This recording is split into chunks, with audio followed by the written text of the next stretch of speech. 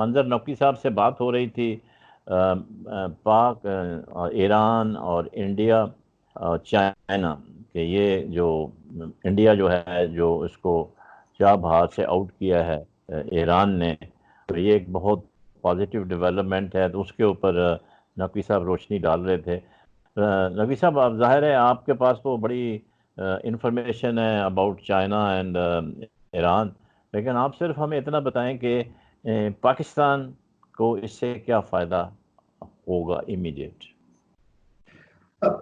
پاکستان کا امیڈیٹ فائدہ تو یہی ہے کہ انڈیا یہاں سے آؤٹ ہو گیا، اور انڈیا نے جو شرارتیں کی ہوئی ہیں پاکستان کے ساتھ نریندر مودی کی سربراہی میں، وہ انتہائی بےہودہ قسم کی ہیں، اور اس نے پورے خطے کا امن خراب کیا ہوا ہے۔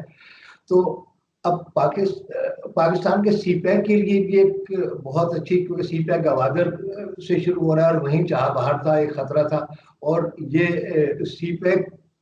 زیادہ بوسٹ اپ ہوگا، اور اب ویسے بھی سیکنڈ فیز شروع ہو چکا ہے سی پیک کا، جس میں کہ پاکستان کے اکنامک ریوائول پہ زیادہ غور کر رہا ہے چائنا۔ آپ نہیں سمجھتے کہ یہ امریکہ کے لیے بڑا سیٹ بیک ہے جو بھارت کو اس میں نکالا ہے، اس لیے کہ اب متبادل پورٹس مل گئی ہیں چائنا کو، ایک گوادر کی مل گئی اور ایک یہ شاہ بہار کی مل گئی۔ شاہ بہار بھی مل گئی، جو ایک خطرہ تھا وہ بھی ختم ہو گیا، اور امریکہ کے لیے تو یہ انتہائی موت کا مقام ہے۔ آپ یہ دیکھیں کہ اس کا یہ جو ٹرائیکا تھی انڈیا، اسرائیل اور امریکہ، اور اس پہ ایک یہ بہت بڑا جھٹکا ہے،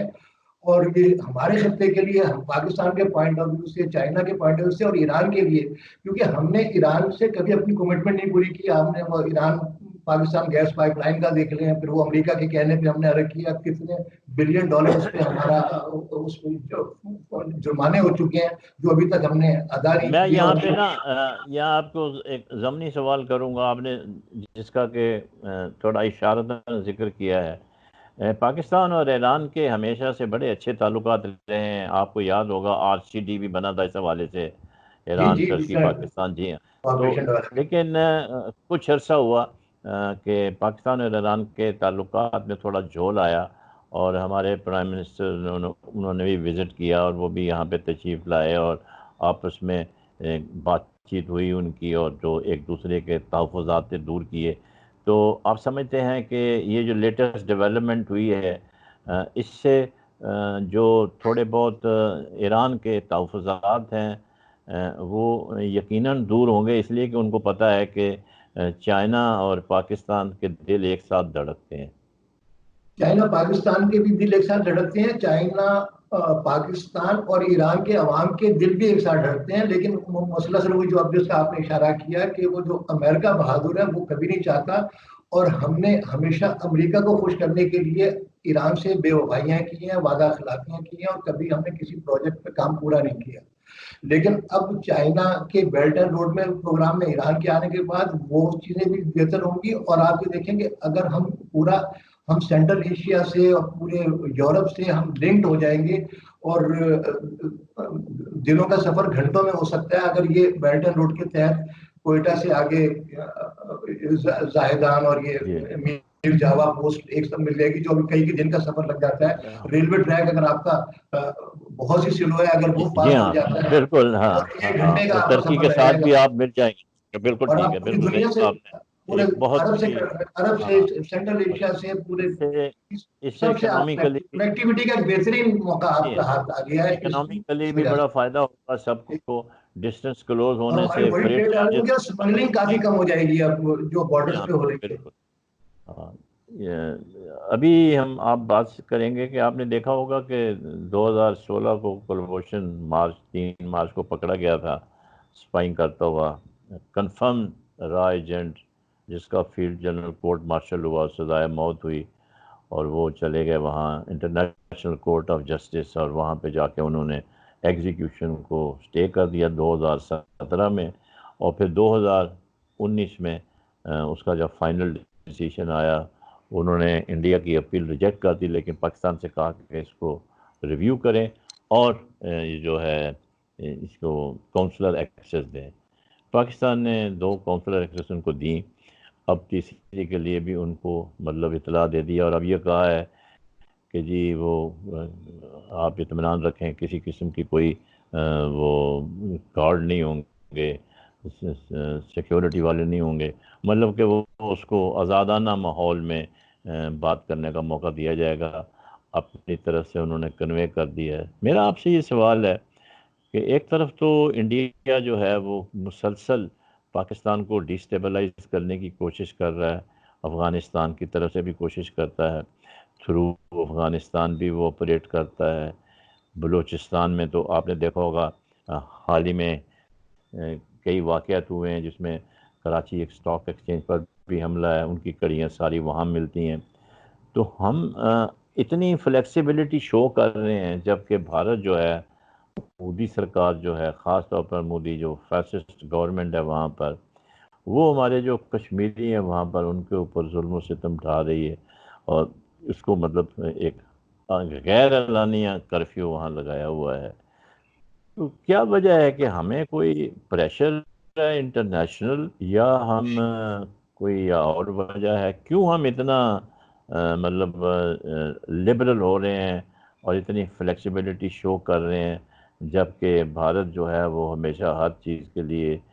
اس میں، جیسے آپ نے شروع میں کہا، اٹوٹان کی رٹ لگاتا ہے اور پاکستان کو ڈیسٹیبلائز کرنے کے لیے مسلسل اپنے ایجنٹ بھیج رہا ہے۔ اور یہ جو تھا، یہ تو ان کا حاضر سرونگ آفیسر تھا جو انہوں نے ڈینائی کیا ہے۔ تو آپ کیسے دیکھتے ہیں پاکستان کی جو میگنانیمٹی ہے اور یہ جو فراخ دلی ہے، اس کا کیا وجہ ہے خاص؟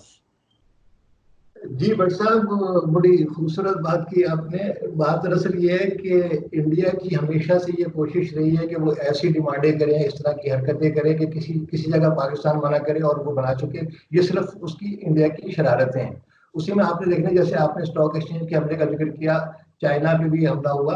اور وہ ہر چیز کا الزام، کوئی بھی وہاں پہ کسی کو چھینک بھی آئے تو اس کا الزام پاکستان پہ ہوتا ہے، اور وہاں کا میڈیا جو ہے انڈیا کا بہت زیادہ جو ہے غیر ذمہ دار میڈیا ہے۔ اس نے آپ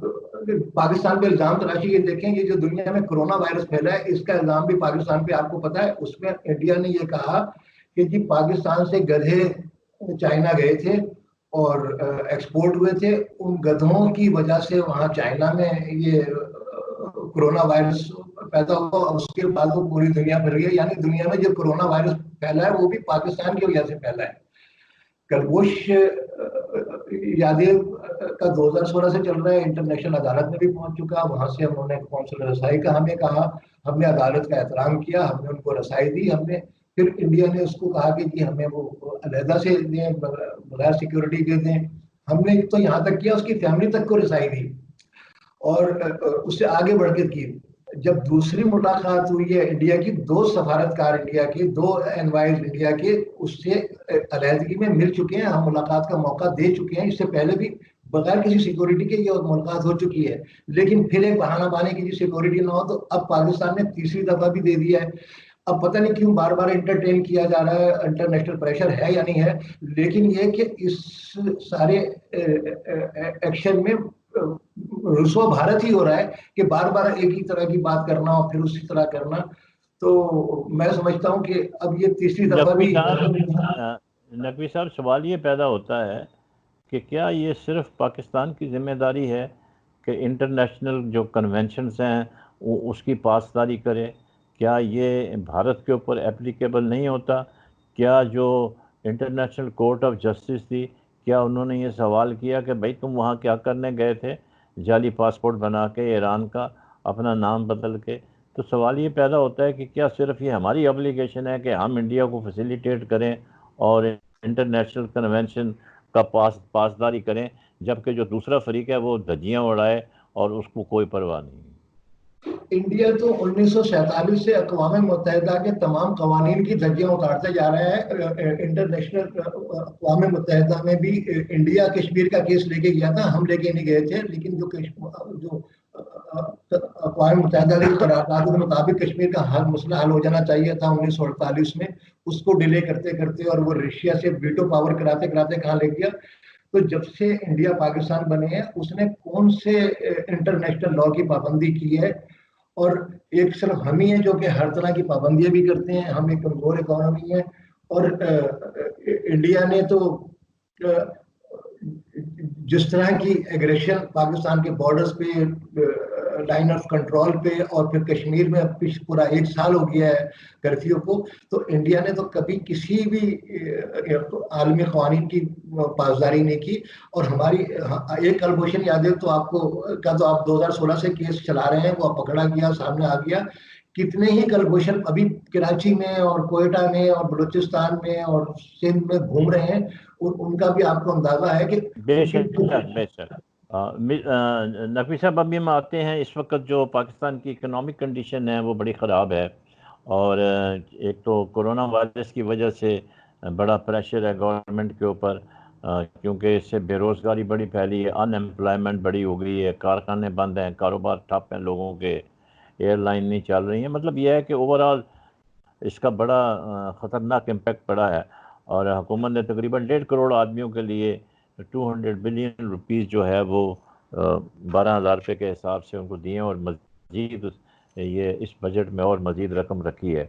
ये कोई मसले का हल नहीं है। एक तरफ तो हमारा इतना डिप्रेशन है फॉरेन एक्सचेंज के हवाले से, दूसरी तरफ आप ये देखें कि इंपोर्ट जो है वो 44 बिलियन डॉलर तक पहुंच गई है। तो अब सवाल ये पैदा होता है कि पहले भी, पिछली भी हुकूमत थी, उससे पहले भी थी, ये लोगों की डिमांड थी कि जो चीज़ पाकिस्तान में बन रही है उसकी इंपोर्ट की इजाज़त नहीं होनी चाहिए। तो अभी भी आप देखें लग्जरी आइटम्स हैं, खाने पीने की चीज़ें हैं, मतलब यह है कि एक तमाशा लगा हुआ है। क्या वजह है कि हम अपना फॉरेन एक्सचेंज जो है ऐसी चीज़ों पे ज़ाया कर रहे हैं, जो कि एक ख़ास तबका है जो पाकिस्तान का, जो ख़रीदो फ़रोख्त करता है इन चीज़ों की। आम आदमी तो रोटी खाने को मजबूर है। एक आम आदमी की तनख्वाह तो 15,000 है, वो तो मतलब सोच भी नहीं सकता कि इम्पोर्टेड चीज़ ले। तो क्या वजह है कि गवर्नमेंट इतनी प्रॉब्लम में आने के बावजूद why they are not mending their policies and trying to increase the export and decrease the import? Ji but साहब, तकरीबन 45 बिलियन डॉलर की हमारी इंपोर्ट्स हो गई हैं, और इंपोर्ट्स हमारी 45 बिलियन डॉलर पे चली गई हैं। और यहाँ जबकि मैं हमारी आपको नकवी साहब यहाँ मैं आपको रोकूंगा, आपका जवाब लूँगा। अभी वक्त हुआ है एक छोटे से वक्फे का, ये वक्फे के बाद मैं आऊँगा और यहीं से आप इसका सवाल का जो है इंपोर्ट एक्सपोर्ट और फॉरेन एक्सचेंज के हवाले से आप इसका जवाब देंगे। तो लेट्स हैव ब्रेक।